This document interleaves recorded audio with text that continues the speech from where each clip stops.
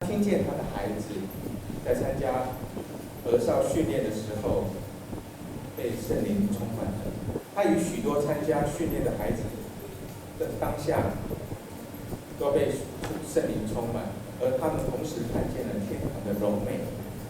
神让他们看见了宝座、玻璃海、黄金街、美丽的晚霞，美得无比。这位父亲他很惊讶的，他问神说：“为什么都是小孩子比较容易看见天上的荣美呢？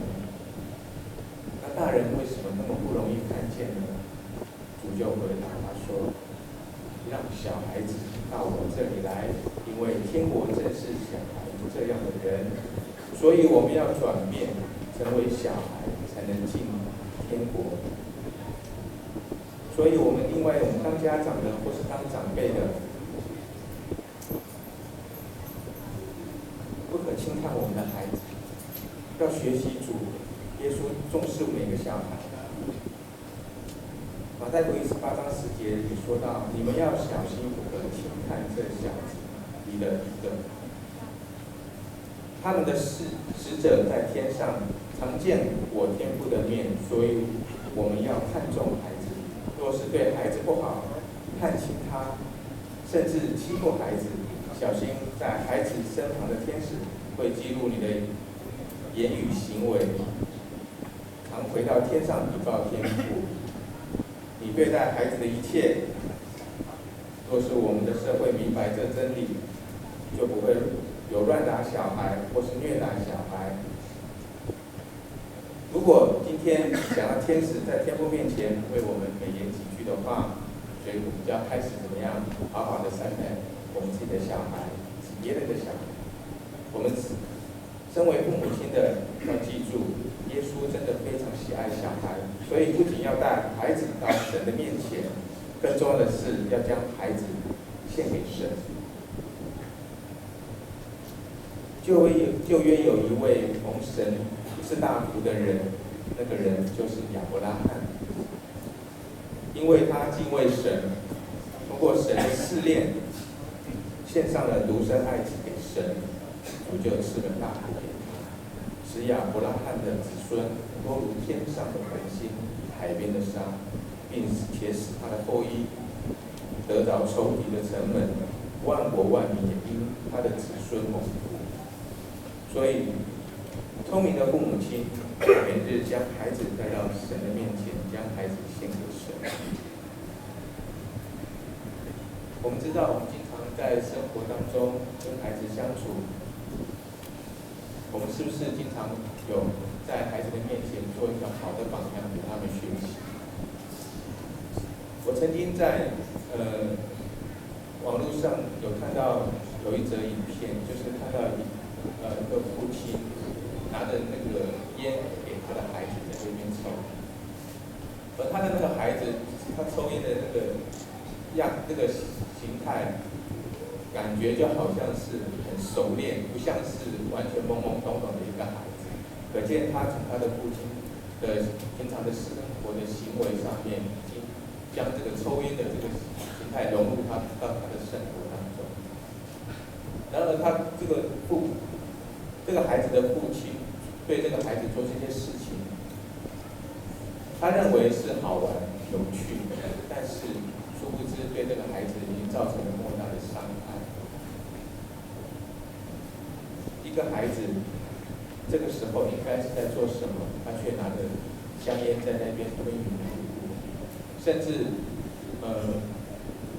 我也曾经看过我们原住民的小朋友，虽然年纪还不大，嘴巴已经在嚼的槟榔。我不晓得在座你们有没有看过这些景象？你们是否也能够接纳说自己的孩子做这些行为？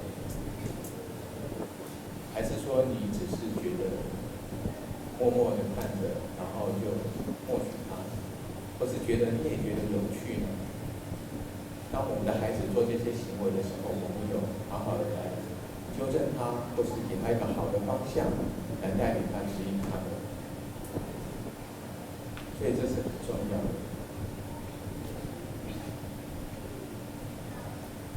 再来，刚刚我们所讲的，不可禁止小孩子来救主啊？耶稣吩咐门徒不可禁止孩子们到主的面前。想想当年的门徒为什么会禁止大人带他们的小朋友来找主呢？门徒似乎当起了耶稣的经纪人啊，或是保全人员啊，好像耶稣的守卫一样。凡是想要接见主的人，都要经过他们的许可。为什么门徒会生气责备人？因为主刚到约旦河边的时候，就被许多人围困，需要主来医治他们，主就一一的服侍了这些人。刚忙完，又来了一批不怀好意的法利赛人，故意要试探耶稣，就讨论休妻之事。话还没有说完，又来了一批人，把小孩都带来到主的面前，闹哄哄的。孩子们也许有着脾气，脏兮兮的，他们希望耶稣给孩子按手祷告。主耶稣又不是小孩子的小丑，那小孩子的玩偶，那让小孩子来玩。耶稣乃是永生神的儿子，是主基督，所以难怪那些门徒会如此的生气。那如果你是门徒，你会有什么反应呢？还是跟门徒一样生气，一样责备人？耶稣的反应又是如何呢？就刚刚的影片当中有说到，耶稣说让小孩子到我这里来，也要禁止他们，因为天国正是这样的人，在这世代当父母亲的是不容易的。我们常常要帮小孩子来分辨许多事情，因为有许多不法的事情，或是危险的事情、伤害的事情、迷惑的事情。我们身为父母亲的，我们有责任来教导孩子什么是对与错、是与非，什么是安全，什么是危险，什么是智慧，什么是愚蠢，什么该做，什么不该做。要教导孩子们并禁止不对的事。但是什么是最好的方式呢？就是把孩子带到主的面前，让他们认识主耶稣。遇见耶稣，经历耶稣，就是道路、真理、生命。让这些孩子到老都不会偏离神的道。基督徒的父母亲就应该教导孩子们最根本的诫命。什么是诫命呢？就是神在摩西在山上40天领受神宝贵的诫命，然后下山的时候颁布给百姓，给他的让他子民守住的诫命。在出埃及记的20章1到14节，那边有10条诫命，我相信各位都非常的清楚，但是我在这边再一条一条的念给在座的父母亲以及孩子们。第1条是除了神耶稣以外，不可有别的神。第2条，不可拜偶像。第3条，不可妄称神的名。第4条，当守安息日。第5条，当孝敬父母。第6条，不可杀人。第7条，不可奸淫。第8条，不可偷盗。第9条，不可作假见证陷害人。第10条，不可贪心。以上这10条是神给他孩子最宝贵的诫命。不但我们自己，我们更要教导孩子认识这些诫命。而第3项就是说，因耶稣喜爱小孩，为孩子们按手祝福。我们要常常为我们的孩子们祝福祷告，因为在这个时代环境非常的困难痛苦，我们会面对到许多的艰难，所以我们经常我们自己会有一些软弱，让我们的孩子亦是如此，所以我们经常要为他们来按手祷告祈求。将我们的孩子交在掌管宇宙万物的神的手中，使他们满怀信心，在这个世代为主发光发热。我们要常常为我们自己的孩子们来按手祷告，因为主耶稣也乐意为孩子们按手。那有的人也许不清楚为什么要按手呢？希伯来书6章2节这么说：基督道理的开端，其中一项就是按手之礼。按手之礼有3种属灵的意义。第一个是由上对下的分赐祝福；第二个是使人领受圣灵充满与属灵的恩赐；第三个使人担任某种职分及差派。我们身为父母亲的要知道，按手是一种属灵的权柄的祝福，也是一种上对下的祝福。父母亲要主动的去祝福我们的孩子，再忙再累，也要将上帝的福气倾倒在我们的孩子们的身上。可能我们经常身为父母亲的，我们几乎现在尤其在工作上面非常的忙碌，我们许多时候认为说，对于家庭、对于孩子，我们只要给予金钱上的协助就够了。有的时候，我们经常很少用我们自己的时间去陪伴我们的孩子。许多时候就是每天几乎就是不断的在加班工作，寻求更多的薪资的增加，而有时候往往就忽略了我们跟孩子的相处。其实有的时候，我们真正了解到我们孩子需要的是什么。我相信在座许多人都为人父母。我们现在静下心来想一想，我们给我们的孩子是最好的，是他所需要的吗？还是我们认为对他最好，或是我们认为是他需要的？就像有的时候，经常当我们的孩子生日的时候，都买了生日礼物送给我们的孩子，但是往往奇怪，我们买的好像通常都不是他想要的东西，都是我们认为他想要的东西。像有的时候给我的孩子买玩具汽车，或是遥控汽车，一些玩具，等到买给他的时候，他当下笑一笑，有的时候会觉得，我就问他说：“你不喜欢吗？”他说：“喜欢。”可是爸爸，我已经大了，我不太喜欢这个东西，我想玩别的，或者说他想要别的礼物。是的，我们的孩子其实，在无形当中，他也是成长，他的见识也不一样。就像，因为我本身我的孩子都是男生嘛，所以可能比较单纯一点。有些父母亲他们的孩子是女儿的，可能刚开始他是玩芭比娃娃那些玩具或是玩偶，可能在接下来要玩的可能就不一样。那也许就是我们有没有观察到我们的孩子？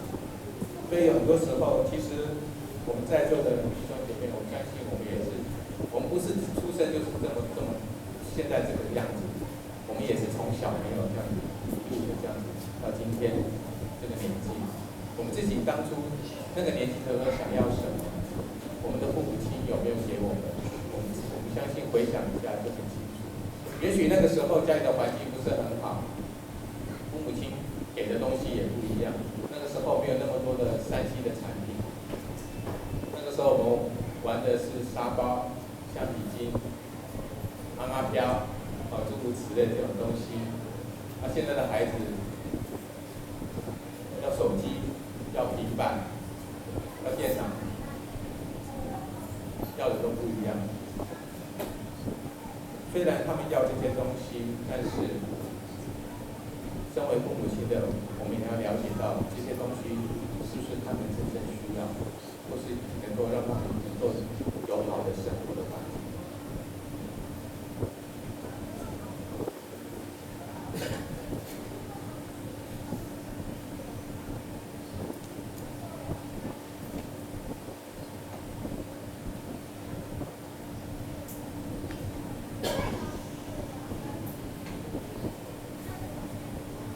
很多人以为带小朋友来教会就是没有禁止小朋友来到主的面前。那我现在告诉你啊，其实很多小朋友到我们的儿童主日学，其实有时候他们心里也是不开心的。为什么呢？因为我们身为父母亲的，我们会带小孩子来，尤其我们的儿童主日学，我们的父母亲，包括我自己，会带我们的孩子到儿童主日学。在座的父母亲，当你带你的孩子来到儿童主日学的时候，你有没有告诉你的孩子为什么要来儿童主日学？我们有没有告诉我们的孩子认识耶稣有多重要？还是只是为了我们大人要在下面聚会，然后儿童主日学在上面，我们只是把它带到上面去，交给主日学老师，我们就没有我们的责任。我们真的很亏欠主哦，我们没有告诉我们自己的孩子说认识耶稣有多重要。我们也常常忽略了这些孩子们他们在属灵上的需要。其实小孩子们的灵是很敏锐的，有的时候就算是到了7岁、8岁的小朋友，他也可以怎么样看图像、为人服事、祷告。他们的灵比我们这些大人更容易触碰到神，但是我们往往都忽略了。其实主耶稣说不要禁止，包括不要在他们的内心做成障碍，不是说在肉体上不让他们来教会。即使这些孩子们来到了教会，我们也要能确保他们能真正的来到主的面前。如果说今天我们去问这些孩子们，说你们都是仰赖大人的照顾跟供应才能长大，那你有没有看过哪一个小孩子说自己是靠自己就可以长大的，可以应付他自己的生活？有没有？几乎都没有。有一个故事是怎么说的？有一个很有钱的老爷爷，有钱的老爷爷，不是我，是有钱的老爷爷。虽然我已经也是爷爷了。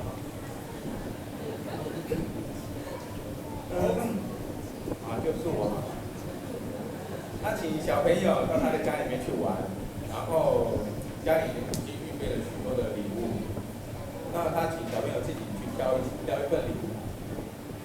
那每一个小朋友呢，都去挑各自的礼物，其中有一个小朋友呢，他就左顾右盼，瞻前顾后的，都一直没有挑礼物。那这个有钱的老爷爷呢，就问这个小朋友说：“你为什么都没有挑礼物呢？”这个小朋友就很聪明，他知道什么？他知道这个有钱的老爷爷呢，有了这个老爷爷，就等于拥有了所有的一切，所以他就说：“我想要拥有这个老爷爷。”所以啊，这个故事就告诉我们什么？耶稣也希望我们选择他。为什么选择他就拥有了一切？是吗？我们的一切，所有的都是神所赏赐，都是赐予的，是神所创造的。感谢。在接待小朋友，就好像接待主一样，最大的意思就是装备他们，预备他们成为主的器皿，迎接主到来。今天我们在这个影片当中看到的这些门徒所做的，他们以为这些孩子们会对神、对主造成负担，不能为主做些什么。但是今天，我们应该这样说：这群孩子们在天国里是最重要的资产，是主耶稣最看重的一群精英。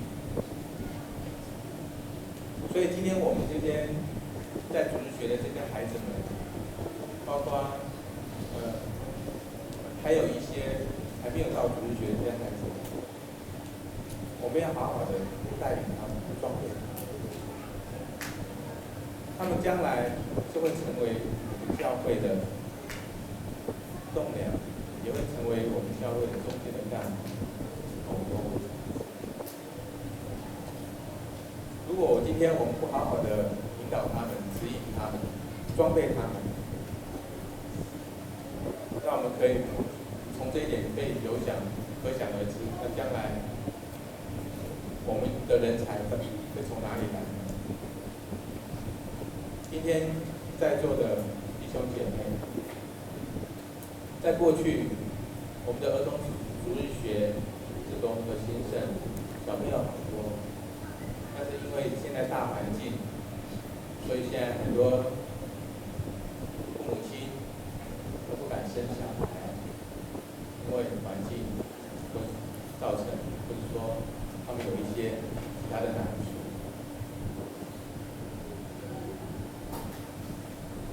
所以孩子们是非常重要的资产，我们真的要好好珍惜。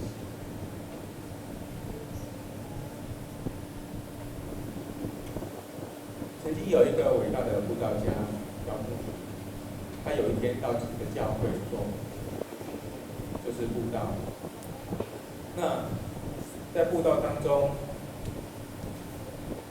有他的后来结束之后，他的朋友问他说：“今天有多少人信主呢？”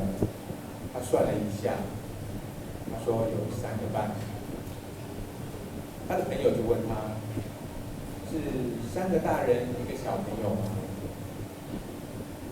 牧民说：“是的，是什么？是3个小朋友1个大人。”那我相信他的朋友觉得奇怪，那在座的也会觉得奇怪，为什么会是3个小朋友跟1个大人？而不是3个大人1个小朋友。我的目的是这么说的：一个成人只剩下半辈子的时间来为神而活，但是小朋友却有1辈子时间为神而活，所以是3个小大人，因为不是主认识主的时间更长，所以小朋友对他来讲是整个的生命，而大人他只剩下半个辈子。那我们常常说要迎接主再来，我们要付心去迎接主再来。我们可以为神预备什么？其实我们最好的预备、最好的投资就是在小朋友的身上。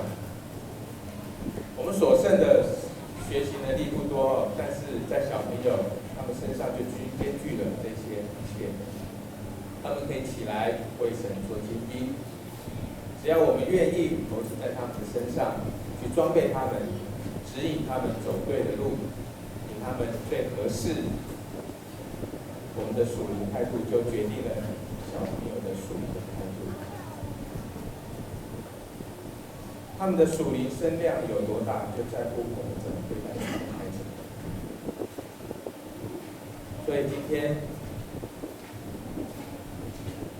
我所要分享的就是，我们不单单要把孩子们带到儿童主日学，我们更要教育我们的孩子，为何要到教会，为何要认识主。还有最重要的是，我们身为父母亲的，我们要自己成为我们孩子的榜样，让我们的孩子有一个学的方向。希望每个身为父母亲的，你在做每一个行为举止的时候，都能够考量到你的孩子正看着你，正在学习所教导他的一切。好，今天我的分享到这里。接下来我们唱那首诗。